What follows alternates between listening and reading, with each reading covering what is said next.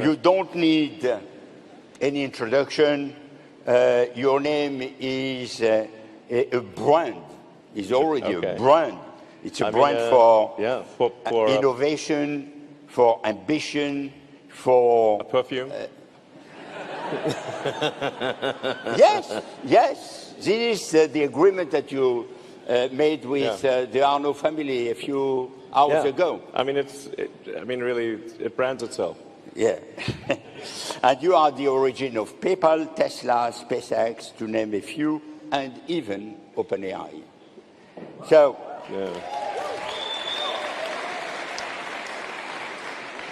you love taking risks, and you are going always against the tide and the popular wisdom. You have been always proven right. Now there is almost. Not always. Almost. Now there is a bet of the $44 billion US question, which is, will you still be right with Twitter? Sure. So it was expensive. Yeah, you agree. I don't know if listen. If I'm so smart, why did I pay so much for Twitter then?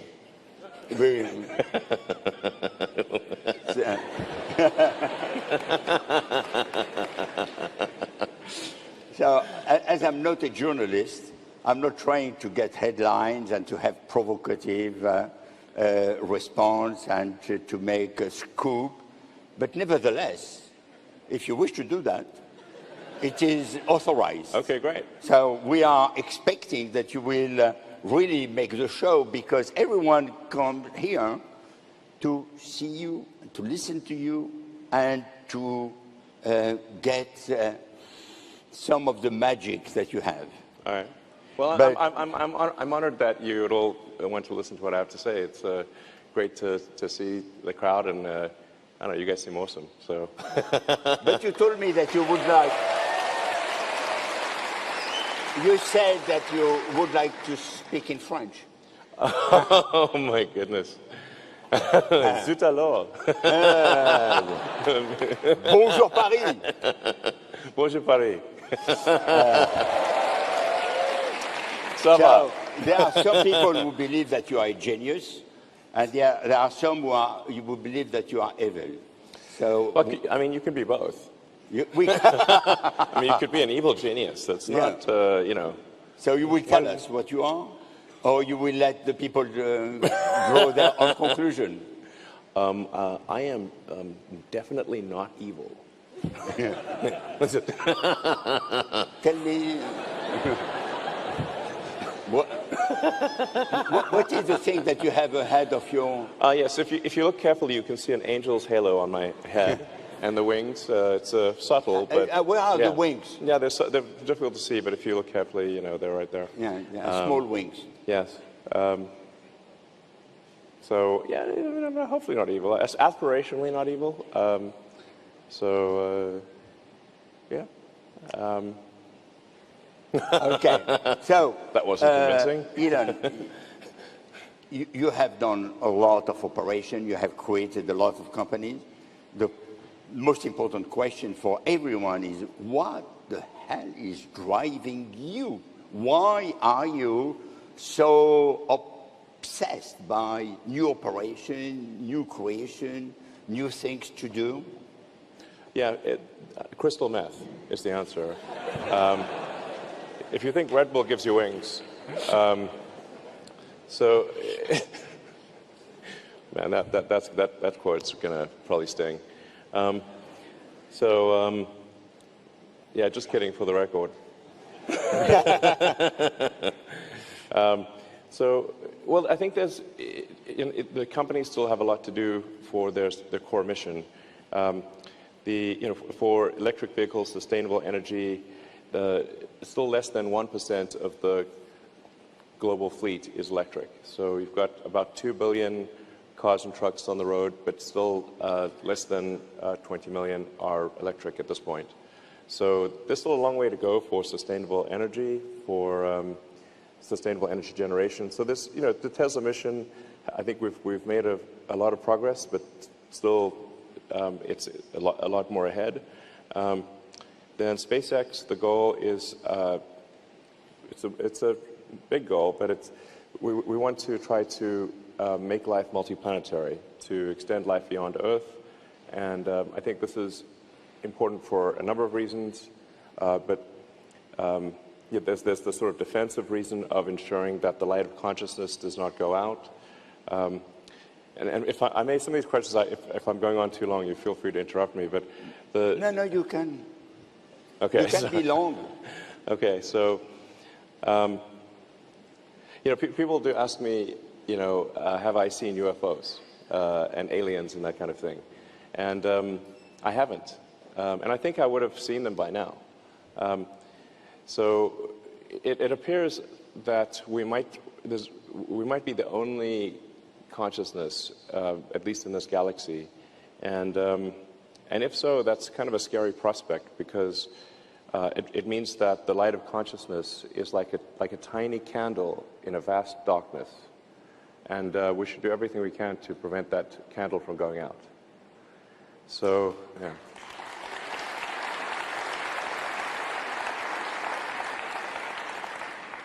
And so some of the things, so that means obviously taking the actions to ensure that Earth is good, that Earth is safe and secure for civilization. And I think it also means extending life beyond Earth to other planets in the solar system and ultimately to other star systems. And I think that's both a sort of defense of the light of consciousness and also I think a point of inspiration, because life cannot just be about solving one problem after another. We need things that inspire us. I mean, we need things that move our heart, and that when you wake up in the morning, you're excited to be alive.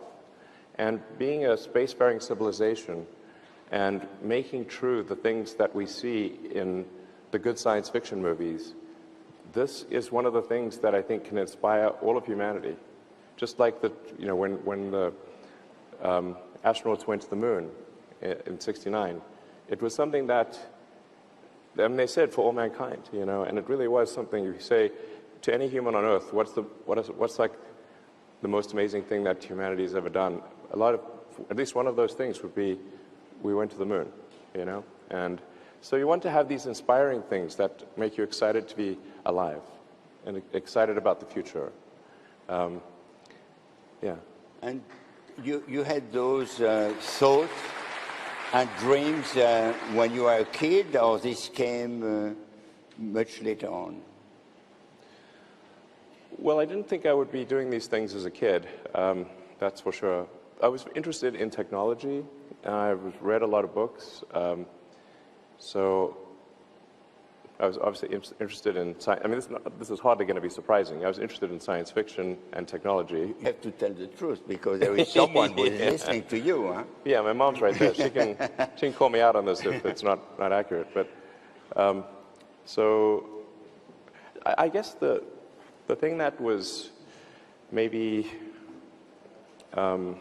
most significant from a philosophical standpoint was that when I was about maybe 12 or 13, I had somewhat of an existential crisis, where I was like, what is the meaning of life? Is life just meaningless? Why are we here? What does it all mean? And I read a lot of books on religion and philosophy, and then ultimately, I read this book, Hitchhiker's Guide to the Galaxy, which is great. And in that book is really a philosophy book that's disguised as humor. And the point that Douglas Adams makes is that the real difficulty is understanding what questions to ask about the answer that is the universe, and that that really we want to have. It's essentially it's like a philosophy of curiosity. Of saying, well, what can we do to find out more about the nature of the universe and the meaning of life? And so that's the sort of foundational element. And then from there you say, okay, well, if we want to find out the meaning of life, we have to expand the scope and scale of consciousness. We have to go out there and explore the stars to know what questions to ask about the universe and understand the universe. And that's my core philosophy. And so from that, it was like, well, we have to make sure that Earth is good, so we have to have sustainable energy. We want to build technology to travel beyond Earth, and it's from that sort of core philosophy that these companies arise in most cases. You can say, how does Twitter help with that? So I would like to go back to Earth. Sure. And to the various enterprises that you contributed to create or co-created or created. Let's start with PayPal. Sure. A very impressive company. Do you regret to have sold it? I think in retrospect, I think it was good that the company was acquired by eBay because there was so much talent at PayPal, and that talent subsequently went on to create many other companies. YouTube, for example, was created by two people that worked at PayPal. There was LinkedIn was created from PayPal. There was Yelp. There was many other companies. Impressive. Yeah. Yeah, very impressive. Yeah. So, and if I'd been still working on PayPal, then there wouldn't be, Tesla would not be in its current form, and SpaceX wouldn't exist. Yes. So yes, I guess the short answer, yes. The short answer is that yes. Yeah. Yeah. No, but now with you would have loved to keep it again. Well, there is, I think, the potential to do something that is bigger than PayPal. This is sort of like the X, the sort of everything app kind of thing. So I think it's somewhat poetic. Like we're trying to go finish a task that was started about 24 years ago. I think it's going to be useful. X/Twitter is going to be just a very useful thing, and hopefully something that is a positive force for civilization. Moving to Tesla, I have, through one of our operations, done the first advertising campaign for the electric car of GM. That was at the end of the 90s. So can you explain why GM and other car manufacturers have not created Tesla, and why Tesla is successful? What is the difference? You're talking about the EV1, basically, the EV1 car that. So General Motors actually did come out with this electric vehicle one, EV1, and it's. Yes, you remember EV1. Yes. Yeah. Actually, so I thought when that came out. It was 97. Yeah, that sounds about right. Yeah. I expected there would be an EV2, EV3, and so forth. And if they had done that, actually there would be no need for Tesla. But for reasons that aren't clear, GM recalled all of the EV1s, even from customers that really wanted to keep the cars. They recalled the cars and they crushed them in a junkyard. And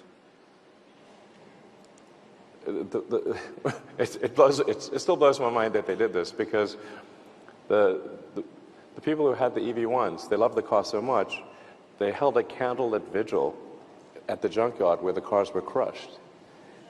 Okay, like it was like someone was getting killed, and it's like, if somebody is holding a candlelit vigil for because they love your product so much, maybe you should make more of it. Yeah. I mean, it's like pretty rare for candlelit vigils to be held for products. So I don't understand why they didn't do more. They should have, and they would be the leader in electric vehicles today, but they didn't. They didn't. And so there was a need for Tesla because at the time of starting Tesla, there were no electric vehicles being made. And so the big car companies were not making electric vehicles. There were no startups that we were aware of making electric vehicles. So it's like, well, we should try. And I mean, in the case of both Tesla and SpaceX, I thought the chance of success was maybe 10%. So it's not like I thought it would be successful. I thought it would fail. Good lesson. Now moving to the kid's dream, which is to become an astronaut and not to build rockets. How you move from the idea that every child has, I will be an astronaut, to I will do reusable rockets. Yeah. You forgot. No, I'm trying to compress the stories so that they're not too long. Because the story is actually quite long. Because I didn't start out wanting to do the rockets. At first, I was going to do this philanthropic mission to Mars called Mars Oasis. And then as I started investigating what it would take to launch this mission to Mars, just a little greenhouse, basically, it was intended to inspire the public. And I started understanding more about what rockets could be used. I actually went to Russia a few times to try to buy some of their nuclear missiles, minus the nuke. That's extra. So that was pretty wild, being in Russia in 2001, negotiating to buy 2 of their biggest missiles. But it became clear that unless there was something new with rockets, that was the fundamental issue. The cost of access to space was the fundamental issue. So it wasn't a question of trying to increase the public's desire. Public's desire for space and exploration is very high, but there needs to be a means. There needs to be a way, and there needs to be a radical improvement in the cost of access to orbit. So I was like, okay, well, I'm going to try starting a rocket company and see if it's successful. But like I said, I told people at the time, because the people would say to me, tell me this joke of like, what's the what's the, how do you go from, sorry. Sorry, I'm getting a little hot under the collar here. I think a lot of people are. They would say, what's the fastest way to make a small fortune in the rocket industry? And the punchline is you start with a large one. So, it was tough going for a while. Our first 3 launches failed. Fortunately, the 4th one succeeded. If the 4th one had not succeeded, SpaceX would not exist. So it was a very close call. Fast forward, you created, or you co-created OpenAI. Yes.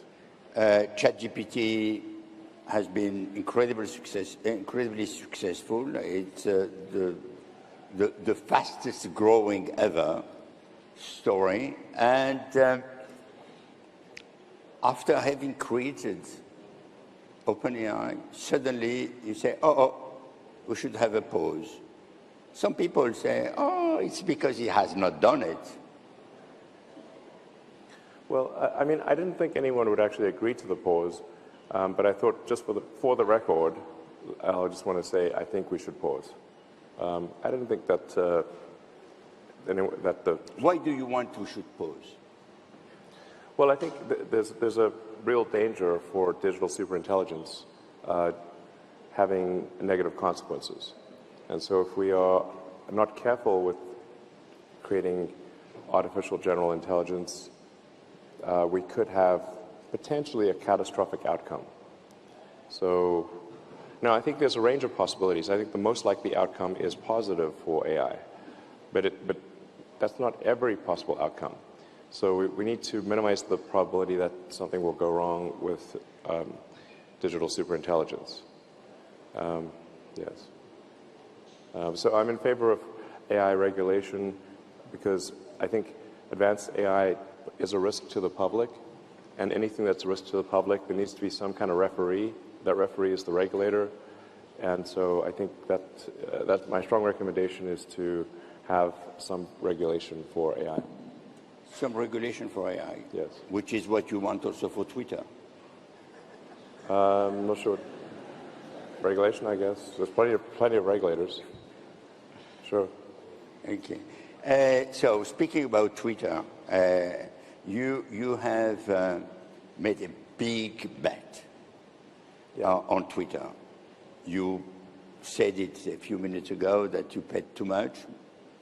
Yes. Yes. And you are now going on to Twitter 2.0 or 3.0, which I understand it's a full-scale reinvention of the company. Yeah, we're evolving the company very rapidly. Yeah. The company is changing quite dramatically. There are a lot of controversy about Twitter.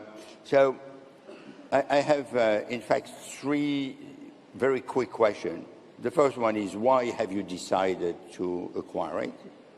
The second is, what was wrong at Twitter to make you acting?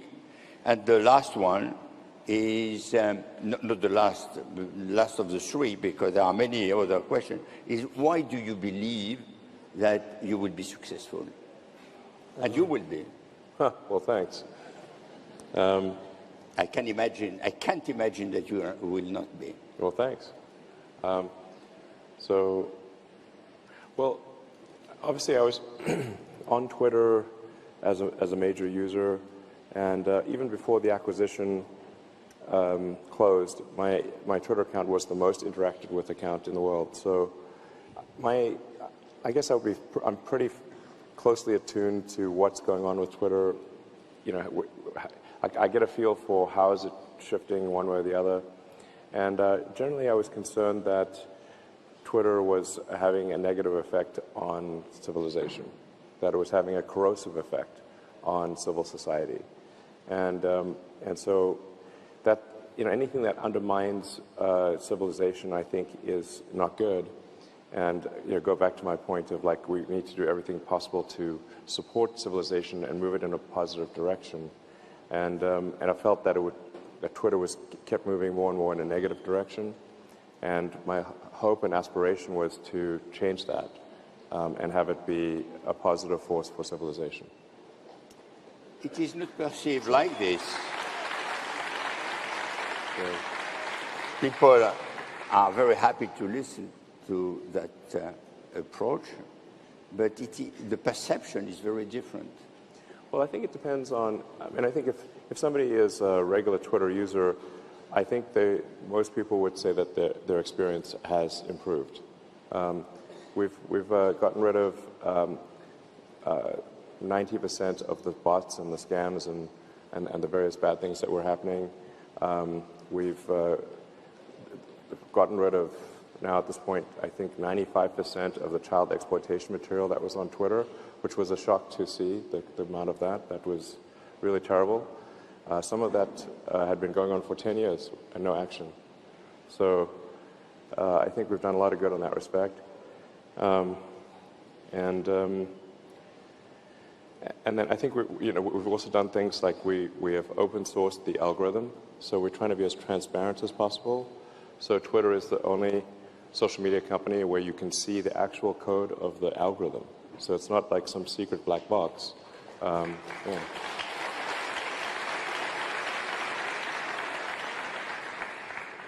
I mean, the way to build trust is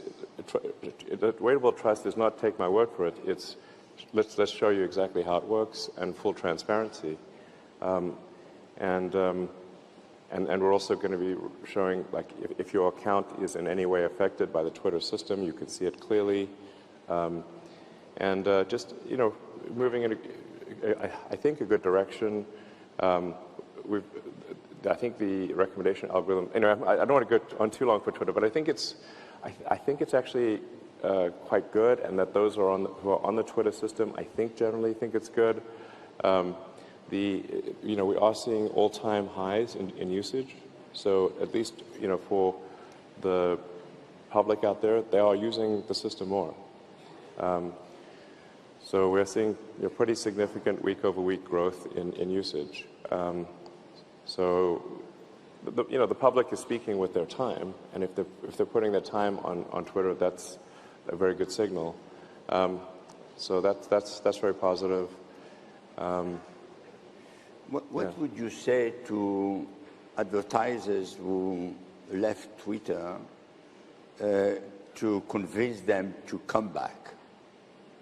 Yeah, actually, I should say that maybe with a few exceptions, almost all the advertisers have said that they've either come back or they said they will come back.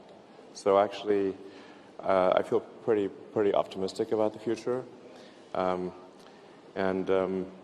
Yeah, so we're really, at this point, I believe, actually, I'm not aware of any advertiser that is, they've either come back or they said they'll come back. I'm not aware of any exceptions. There are probably a few exceptions, but overall, I think it's very positive.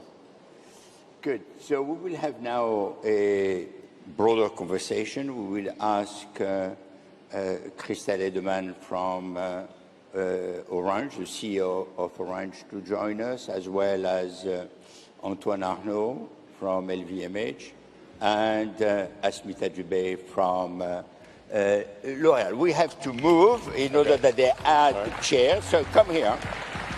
It's okay. Now, while they are arranging, there is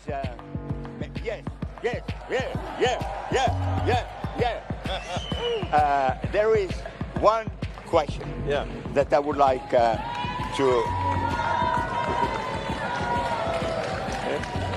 take care.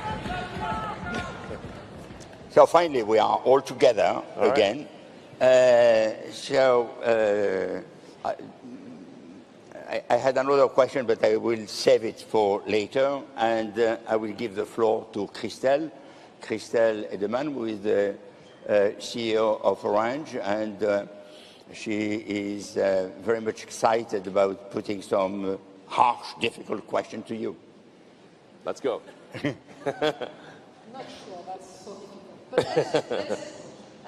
so I like to talk about obviously social networks and I was Twitter. I'm not sure if I heard what you just said with Maurice, but obviously social networks and Twitter has been a fantastic tool to develop free speech and open debates that maybe were not possible before that. Sure.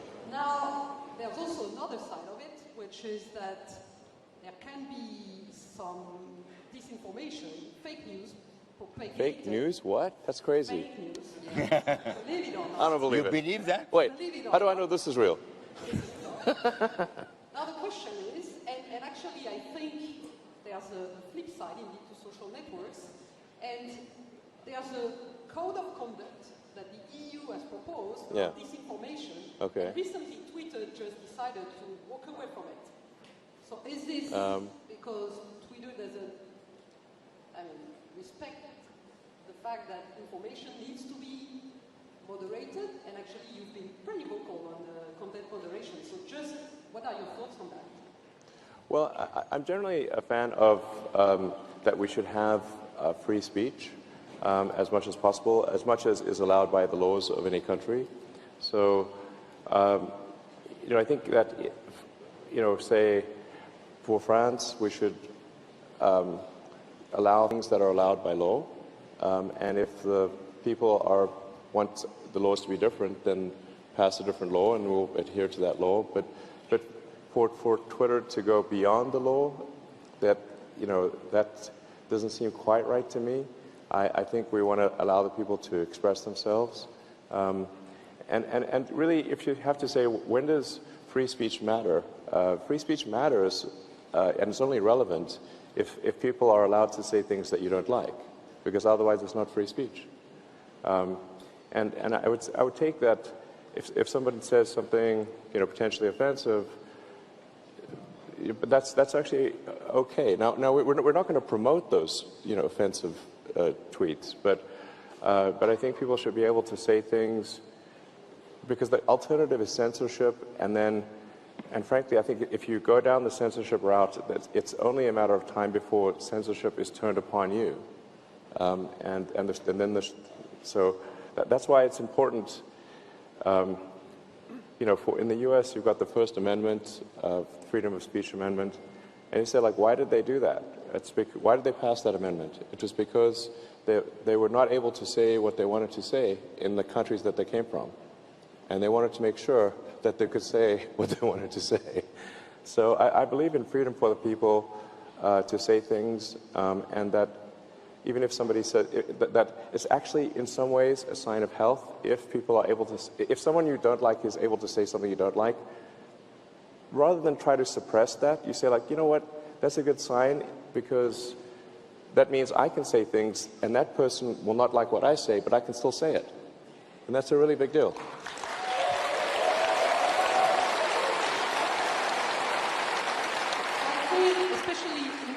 I mean, freedom of speech, that's something that's very, at the core of our values. But now, if we look at young people and being in the digital field, and we provide digital services that people use, there's also a move towards cyberbullying and harassment, which I think it's also our role to educate young people on how to use the technology and make sure that, because some behaviors, on Twitter or other social networks, can actually have devastating effects on people.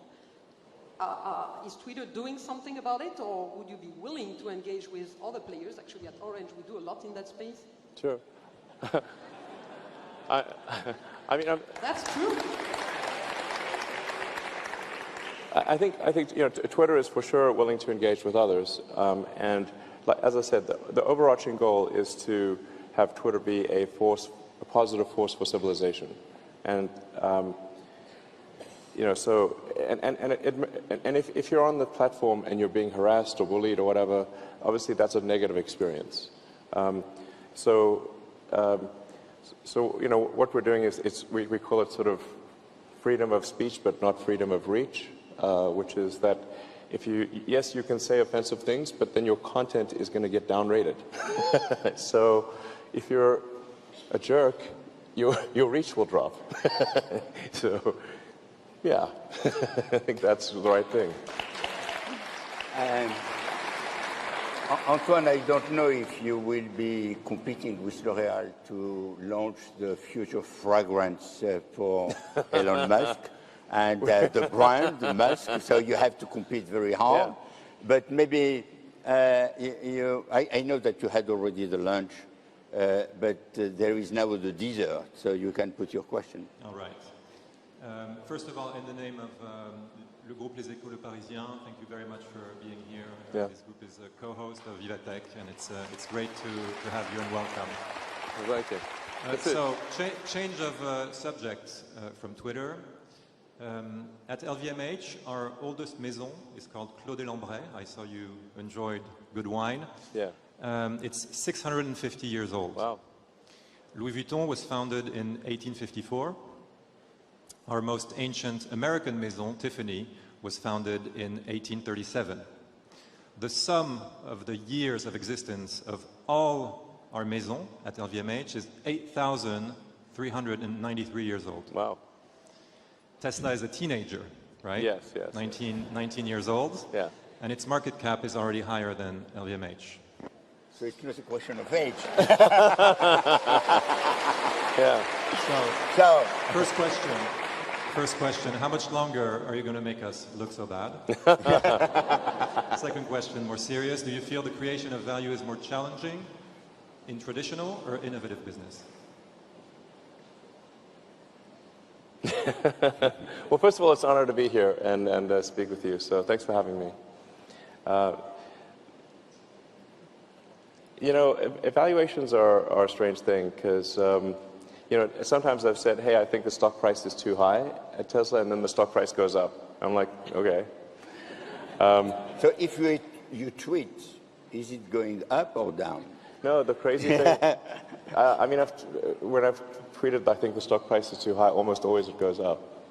So, I don't know. It's a strange thing. So I guess in the case of Tesla, if the value of the company is primarily on the basis of autonomy.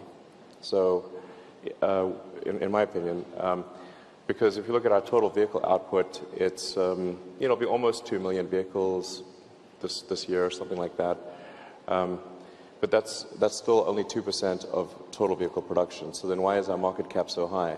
And it's because the potential for autonomy is that the value of autonomy is so high that even if you have a discounted percentage probability of autonomy happening, that is still incredibly valuable. So the average passenger car is used only about 10 hours a week, so an average of about 1.5 hours a day.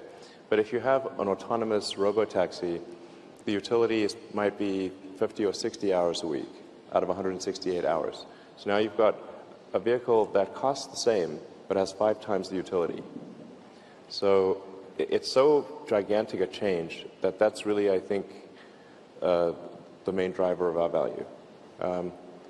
Although I've said this before, I think we will solve autonomy soon.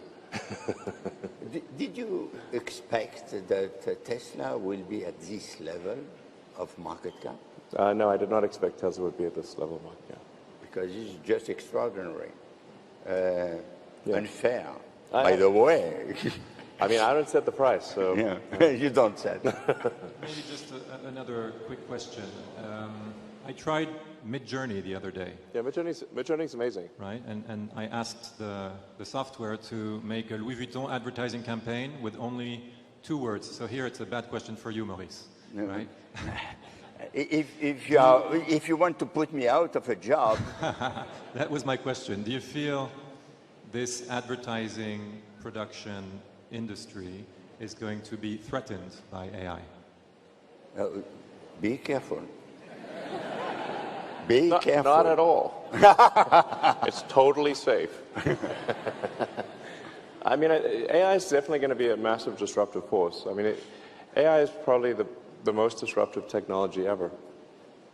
I mean, the crazy thing is that, you know, the advantage that humans have is that we're smarter than other creatures. Like, if we got into a fight with the gorilla would definitely win. But we're smart, so... But now, for the first time, there's going to be something that is smarter than the smartest human, like way smarter than the smartest human. And as you can see from Midjourney, the art that AI can create is incredible. It's so beautiful, and it does it, you know, within seconds. So we're at. I mean, I think, you know, there's that sort of saying, "May you live in interesting times," which I think is like. Not exactly a good thing sometimes, but we actually live, I think we live in the most interesting of times. The advent of AI, and I actually thought to myself at one point, like, you know, would I really want to be alive at this point? Like, let's say that there is some AI Armageddon that happens, some sort of AI apocalypse. I think I would still want to be alive at this time to see it. And hopefully, you know, hopefully not cause it, but it's just I think we live in an extremely interesting time, you know, because the things that you see AI being able to do now, it's going to do much more with each passing year. Cars will absolutely drive themselves better than any person could drive. We'll have humanoid robots. Like, so Tesla's developing a humanoid robot. We call it the T800. It's yeah, some people get that joke.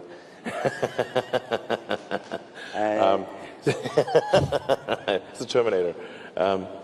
So we can tweet that. Yeah. But if you like to say, what is an economy? An economy is GDP per capita times capita. Now, what happens if you don't actually have a limit on capita? If you have an unlimited number of sort of people or robots, it's not clear what meaning an economy has at that point, because you have an unlimited economy effectively. So like on the good side, the plus side of AI is that I think we are heading for an age of abundance. where any goods and services that you want, you can just have. So that's the positive side of AI future is an age of abundance. From the advertising side, I must say that we are using AI since many years, and it is helping us a great deal. And this is a tool that we are already using, and I think it will be helping us to do even faster some very good ad. It will be probably long time before they replace the creative minds. Asmita, maybe you have an opinion on that, and maybe you can. Asmita is the CDO of L'Oréal, and she knows a lot about digital. So maybe you can tell us a little bit about advertising and AI, and put your question to Elon. Yeah, so I'll pick up from advertising and from what you said before about Twitter. So now we know that Twitter is expensive, and we know that it aims to have free speech. The question I have is about winning the advertisers' trust to be a preferred social media platform in the current context where the expected revenue, in 2023 is lower than 2022. You have brought in new leadership, Linda. So I wanted to know that how time, the support, the freedom, because she's an advertising expert. So will she be able to manage the situation, and how? Yeah, I think Linda's great. So I think Linda's going to do amazing things for Twitter, and obviously understands where advertisers are coming from very deeply, understands the concerns that advertisers have, and I think will do a great job in addressing those concerns. A key part is,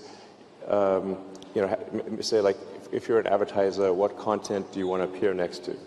And depending upon what advertiser, the sensitivity of the brand, if you're, for example, say Disney, and you're advertising a children's movie, then you want to have, all ages content, And by the way, Disney is one of our biggest advertisers. So, it's really just making sure that the content adjacency matches what a brand is comfortable with. And then there's some cases where the content is like, there's not going to be any advertising because nobody wants to advertise next to it. And that's going to be some of the more controversial stuff. Yeah. I have a follow-up on that, because we were talking about content. You have just made the announcement that there will be ad revenue sharing for creators. Yes. Yeah, and that has a condition. It will be done when they are verified blue-tick creators, and the advertising is to verified blue-tick users. Yes. Now, if with that, how does that impact your focus on subscription revenues? Because to be blue-tick, there's a subscription versus advertising revenues focus. Yeah. So, a big part of when you say say how many impressions does something get? You say well, were those impressions real or not real? Was it a computer just running 100,000 fake accounts? Because that obviously doesn't count because the computer's not going to buy anything. So that's why our focus is on verified users, because we are admittedly conflating verification and subscription at Twitter. So you could say verified subscriber or something like that. It's not possible to game that. So it's real, it's solid, and it's not a computer. So that's why that's why we're focused on that. Is to ensure the authenticity of the views, and that it really that real people are seeing what's going on. I mean, the sheer amount of bot and scam and spam activity in social media is insane. And we're talking about AI. It's very obvious that, especially with today's AI, the computers can pass every, are you a human test. In fact, I think they can pass are you a human test better than a human. Sort of you say identify a traffic light or something like that. Okay, let me tell you, Tesla can identify a traffic light. So if we're, but even open source AI stuff right now can pass all of the human tests. So you have to have something that there's better authentication than that. Yeah. Thank Yeah. I think that confidence and trust is something which we lose fast and that we regain slowly. I have no doubt, personally, that Twitter will gain back the trust, provided that you do the right thing, and I'm sure that you will do the right thing. So this is something which is probably just a hiccup in the time, but you need to do the right thing, and I'm sure that you will do it. I have two small questions. One which is regarding Ukraine. You have helped enormously Ukraine at the beginning with Starlinks. And I think we owe you a lot because without access to internet and without access to communication, the war would have been finished. What is your take on that experience? Yeah, that was I mean, that whole situation is very complex. No kidding. Yeah, it's really, really complex. As you point out, Starlink did play a pivotal role because Russia had actually taken out all of the satellite communications and all of the ground communications except for Starlink. It was the only one that was still operating. And even today, it is still the only one that is effective at the front lines. And Starlink today is the backbone of the Ukrainian military communications. So, you know, I thought it was important to help out.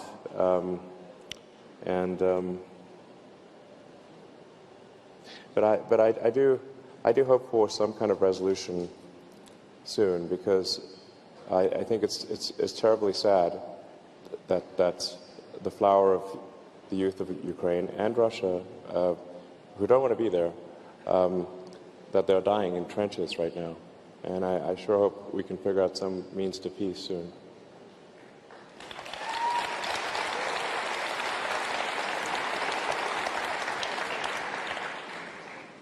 The last question is going back to this crowd. You have a lot of start-uppers. You have a lot of young people who want to be successful. Sure. What are the 2 or 3 pieces of advice that you would give them? Well, you have a question over there? Yes. Do we have a microphone? Because Elon has accepted to take questions from the floor. Sure. Charlotte?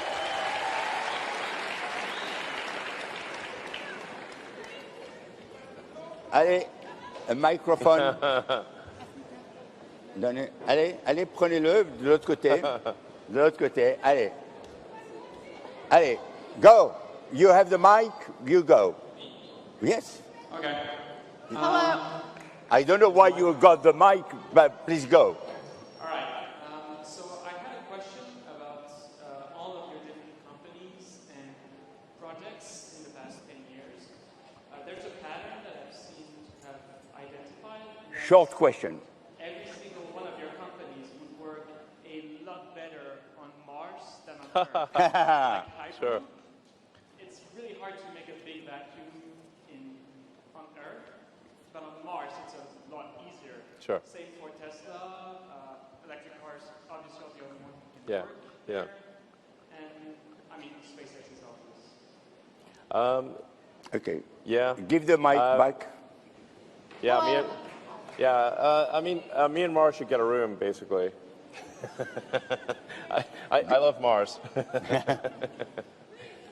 Okay. Huh? No. Now I want that you give the mic. Sorry, guys. I was there. Okay, sure. What's your question? What is the question? My name is Nayul, co-founder and CEO at ClickUp. We make AI tiny. So Tesla is one of our target. We'd love to work with you, Elon. And my husband is actually ex-Mobileye, who hardware like the infrastructure and MLOps. Okay.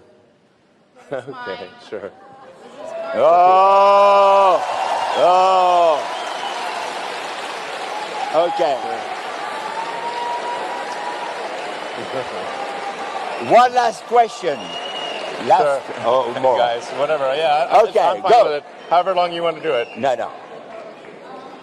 Totally crazy. Allez-y. Yeah. Hi, thank you for being here. Dr. Aiden Jabez, I'm the head of researcher Space Neuropsychology Lab. We are working on the mental health to help humans to go to Mars, actually. Sure. That's great. Okay, so the question is, how do you think it's relevant, the mental health for human beings? Well, I think you'd want to have a very good mental health on a trip to Mars. And make sure everyone's sane, because you don't want someone opening the airlock in the middle of the night. So I think sanity is very important if you're going to Mars. Donnez au premier rang. Premier rang. Non, attendez, s'il vous plaît, donnez pas le micro comme ça. Ne donnez pas le micro que... Attendez que je vous le donne. Voilà, please. We're just going to descend into chaos. Just a second. Okay, you will get. Okay, allez-y. Okay. Thank you. So I'm Nathaniel Ackerman from. Okay. I think we're going to it's going to be chaos. Can you hear me? Mais attendez, si vous voulez que ça se passe, il faut se calmer. Allez-y. Hey, great T-shirt. Allez-y. Okay. So Allez-y. you talked about the European regulation, Elon, and you know that there have been many amendments due to LLM deployment. Do you think how can we integrate the use and actual use of this LLM in a non-controlled way in the current discussion? Can you on make the it short? legislation? Thank you. Récupérez le micro. You're asking about Là-bas. safe LLM use? Okay, just a second. No, please. He will answer the question. Was it about safety in LLMs, or? Sorry, I didn't hear the whole question. It's like safe application of LLMs, or what is it? The regulation at the European level was conceived when we did not talk about LLMs. So what would you integrate in the current negotiation at the European level to integrate the LLM and protect from the use, nocive use possible? Okay. It's Sure. okay. When the regulation has been created, LLM didn't exist. So, what would be your suggestion regarding regulating LLMs? Well, I think more broadly, there should be regulatory insight into LLMs and really any other form of AI. I mean, I'm not sure, I don't think LLMs are the ultimate form of AI. I mean, there's sort of an inside joke on AI of like, who do you think will be the American president in 2032? Diffusion or Transformers? That's an inside joke, but yeah. It's like, what does that mean? But that like might be real. So, yeah. So we will have the two latest questions, one here and one in that region. So go ahead. Silence. Vous voulez ou pas? I mean, no, if we don't listen to the question, we will not be able to continue. Well, okay, thank you. I'm journalist from Forbes, and we have every year we have a palmarès, which is 13 under 30. My question is, what business young people should focus on? sure.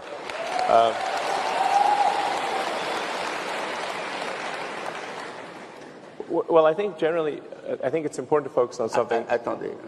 So go ahead. Sorry. I think you want to focus on something that you are personally passionate about, that you personally care about. It's very hard to be motivated for a product that you don't really feel strongly about. And it doesn't have to be high tech. It could be in any field. It's got to be a product that you feel is really needs to be there, and something that you personally love. And I would listen to your instincts on do you love this product or service? Because it's kind of impossible to know what do other people love. But if you love it, that's a good sign. And that could be small to large, any field. It doesn't have to be high tech. But if you don't really love the product that you're making, if you can't, like a good test would be that you can't wait for this product to be on the market. And if that's the case, you're going in the right direction. Great. No. The last question, we have. Wow. We have a French. Non, je ne vais pas pouvoir en parler. We have a French saying, which is la vérité sort de la bouche des enfants. Il y en a un ici. Non, le gamin, oui.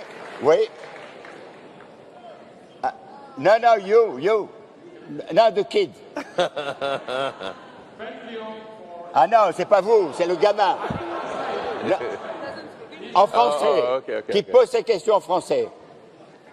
Tu poses tes questions en français, on traduira.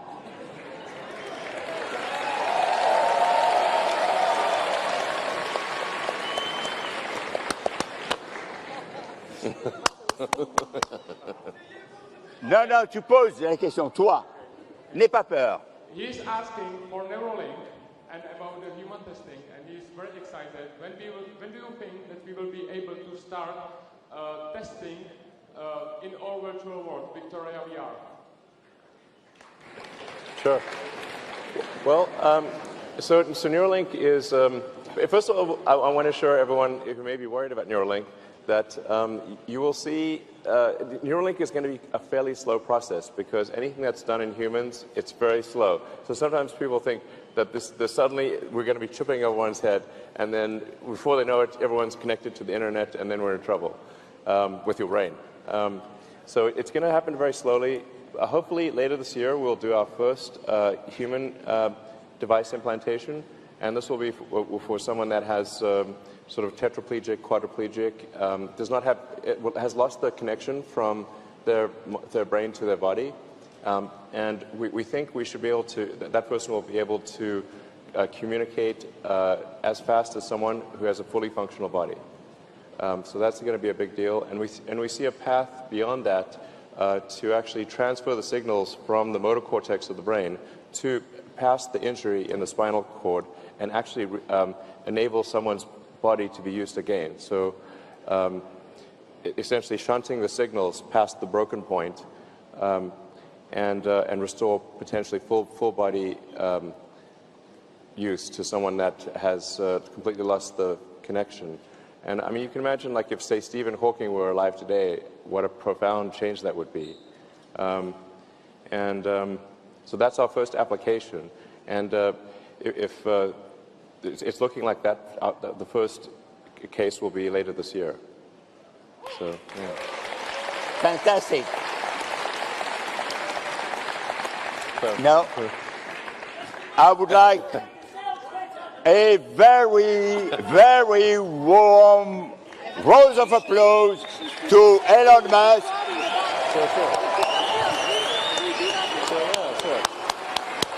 Sure, sounds good. All right, okay.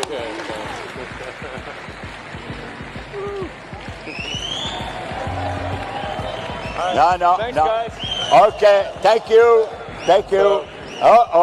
Thank you. I just want to say you guys are great. You guys are, I mean, it's so inspiring to see so much energy and so much positive energy in the room. So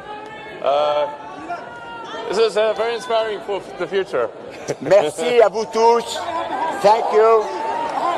Great, thank you. No. Okay. Thank you. We move behind. Guys, if I go down there, it's going to be crazy.